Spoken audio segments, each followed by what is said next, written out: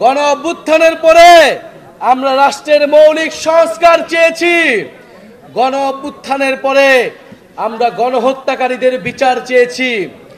আমরা জুলাই ঘোষণাপত্র এবং জুলাই সনদ চেয়েছি। প্রিয় চাঁপাইবাসী, আমরা জানি এই সকল আপনাদের মনের দাবি। চাঁপাই নবাবগঞ্জে কর্মসংস্থানের কোনো ব্যবস্থা নেই। এখানে শিক্ষা চিকিৎসায় এই এলাকার মানুষ দীর্ঘদিন ধরে বৈষম্যের শিকার, অবহেলিত হয়ে রয়েছে। আমরা এই সকল বৈষম্য থেকে দূর হবে বাংলাদেশের সকল জেলা, সেই স্বপ্ন দেখি ইনশাআল্লাহ। প্রিয় এলাকাবাসী, আমরা আজকে এসেছি আপনাদের কাছে জুলাই গণ অভ্যুত্থানের বার্তা নিয়ে, যেই বার্তা একটা ইনসাফ ভিত্তিক রাষ্ট্র কায়েমের জন্য আমাদেরকে স্বপ্ন দেখায়, যেই বার্তা একটা বৈষম্যহীন বাংলাদেশের স্বপ্ন দেখায়। আমরা সেই বাংলাদেশের স্বপ্ন দেখি। আমরা স্পষ্টভাবে আজকের সমাবেশ থেকে বলতে চাই, সীমান্তে বিএসএফ আন্তর্জাতিক আইন লঙ্ঘন করে এখানে গ্রেনেড মারে, এখানে বোমার বিস্ফোরণ ঘটায়। অনেক কাল হয়েছে, সীমান্তে অনেক বাহাদুরি হয়েছে দাদাদের, সেই বাহাদুরির দিন শেষ হয়েছে। যদি আর কোনো সীমান্তে কোনো ধরনের পায়তারা করা হয়, যদি সীমান্তে আগ্রাসন চালানো হয়, সীমান্তে আমার ভাইদের উপর হত্যার চেষ্টা চালানো হয়, আমরা সীমান্তে লং মার্চ ঘোষণা করব। আমাদের সীমান্ত আমরাই রক্ষা করব। প্রিয় চাঁপাইবাসী, আজকে আমরা এসেছি 64 জেলায় আমরা যাচ্ছি দেশ গড়ার আহ্বান জানিয়ে, দেশ পুনর্গঠনের অনুরোধ জানিয়ে। এই দেশ আপনার দেশ, আমার দেশ, শহীদের রক্তে রঞ্জিত দেশ। যেই তারেক এই চাঁপাই নবাবগঞ্জের বাসিন্দা, মাত্র 16-17 বছর বয়স, কাঠের দোকানে কাজ করত, সে ওই জুলাই গণ অভ্যুত্থানে অংশ নিয়ে শহীদ হয়েছে। আপনার সন্তানেরা শহীদ হয়েছে, আহত হয়েছে দেশ সংস্কারের জন্য, নতুন বাংলাদেশের জন্য, সমৃদ্ধ বাংলাদেশের জন্য। সেই স্বপ্ন পূরণ করা আপনার আমার দায়িত্ব। আপনার আমার কাছে সেই স্বপ্ন হচ্ছে আমানত। সেই আমানতের খেয়ানত আমরা করতে পারি না। ইনশাআল্লাহ আমাদের সেই স্বপ্ন পূরণ হবে। আমরা আজকে বিদায় নিচ্ছি। বিদায় নেবার আগে বন্ধুরা, আমরা আপনাদের কাছে প্রতিজ্ঞা চাচ্ছি, শপথ নিতে, নতুন বাংলাদেশের পক্ষে, রাষ্ট্রের মৌলিক সংস্কারের পক্ষে। আমরা কি সব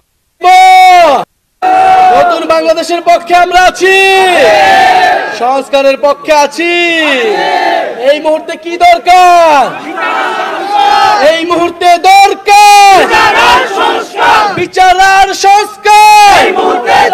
প্রিয় চাঁপাই নবাবগঞ্জবাসী, চাঁপাই নবাবগঞ্জ আমাদের সীমান্তে প্রতিরোধের প্রতীক।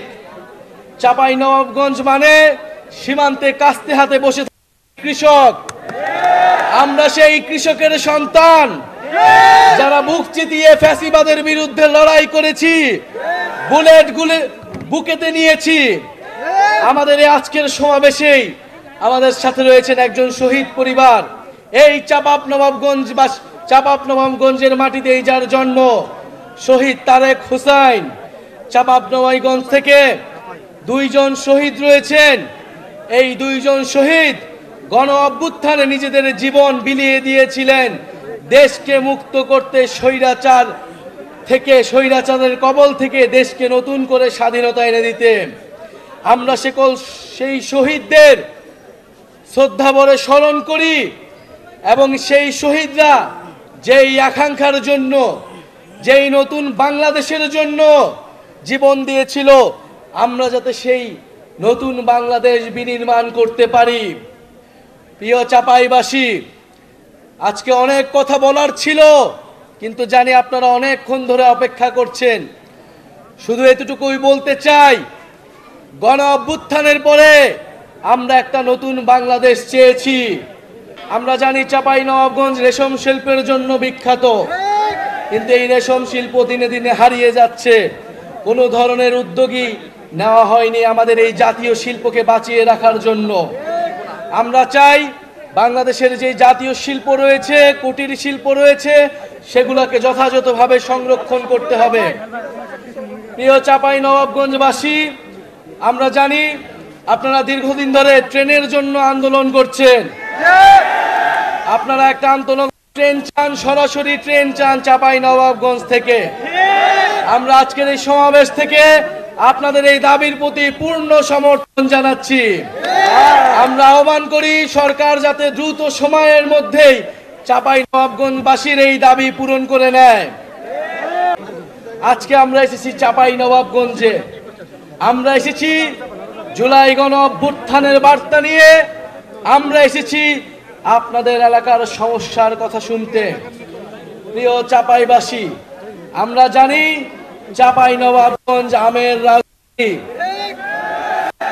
কিন্তু বিষয় এত ঐতিহ্যবাহী জেলা হওয়া সত্ত্বেও এই আমকে এটাকে শিল্পের পর্যায়ে নিয়ে যেতে, এটাকে বিশ্বের মুখে তুলে দিতে, এটাকে রপ্তানি করতে কোনো ধরনের উদ্যোগ আমাদের কোনো সরকারি ন্যায় নেই এখন পর্যন্ত।